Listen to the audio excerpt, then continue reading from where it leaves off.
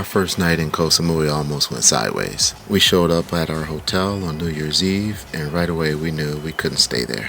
The reviews for this resort were stellar for the 6 months prior to the time that we were going to arrive, but closer to the time that we were scheduled to fly in, the reviews started to fall off the shelf. About a week before our arrival, I reached out to hotel staff to see if the reviews had any weight. I asked if the resort was in fact under construction, and I was assured we were good to go. There's a lot that I can share about this resort. A lot of negative stuff, but we're not going to go there. I'm just going to give you some tips if you are planning a trip to Thailand and specifically Koh Samui. First up, I wouldn't recommend booking directly with the resort unless you have to. In this horror story, we happened to book through Expedia. They helped us with a refund. It was within just a few minutes of spending time at Hotel Transylvania, and I knew it was time to get the heck up out of there. Unfortunately, it was about 6:30 p.m. on New Year's Eve, and our pickings were pretty slim. Another thing to be cautious of when you're booking a hotel, if they offer no refund when you book directly, that's a red flag.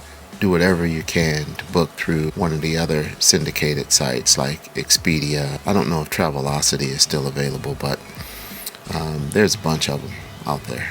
After about 45 minutes of working with Expedia to get a refund by phone, the family stayed at this bunk resort while I set out on foot to see what other options were nearby. Pickings were slim. This was peak travel season, a peak travel day. It was late. And of course, this was our very first time visiting Koh Samui, so we didn't really know the lay of the land.